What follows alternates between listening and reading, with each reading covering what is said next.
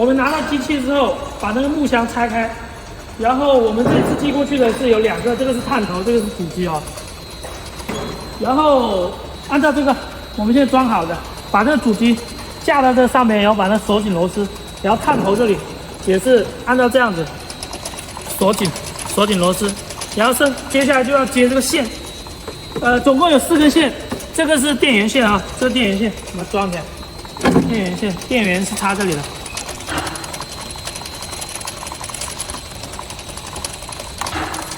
电源线插这里，然后还有这个线，这个线，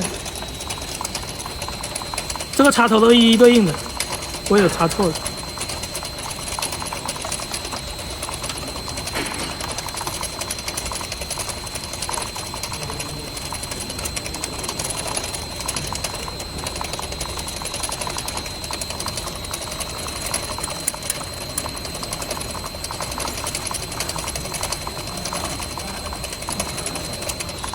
这个线，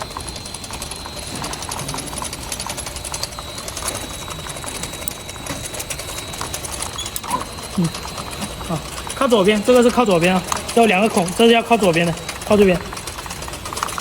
还有这个是高压线，这个有点要注意的话，这个线，这根线不要跟其他的这个线这边其他的这个线不要缠在一起，要不然有可能会影响那个设备的稳定。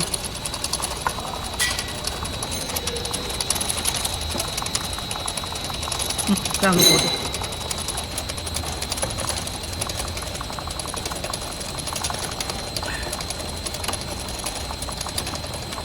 还有另外有一个点就是，这个是剔除的信号线，这是剔除的信号线。一根是接在最左边的这个，一根是接在最右边，倒数第2个，最右边倒数第2个。那这2根线，这是推平的信号线啊。那这个就是装好了，我把它接上电源。再把后面这个打开，那机器就打开了。然后看前面的，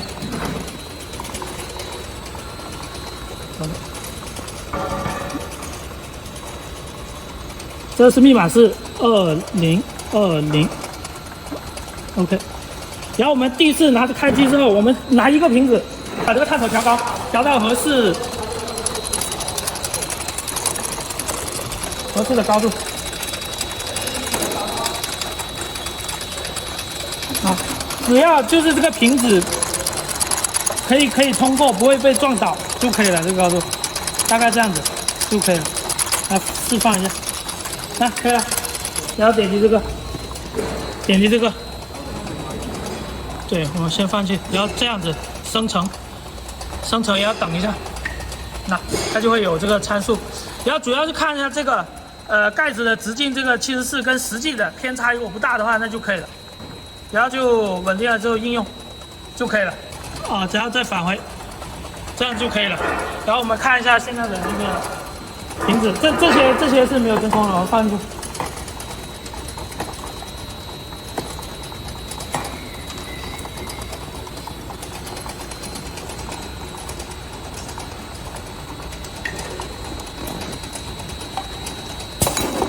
那这个人可以了。这瓶也是没有真空，放这个。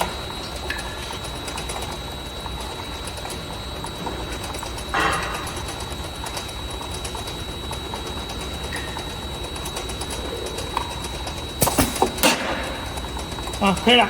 然后最后要调整的就是这个推平的延迟时间。后面我们那个说明书上会把这个如何调整这个推迟的这个时间，写在说明书里面，根据那说明书来调整就好了。那就按照这样子来调好这个机器就可以了。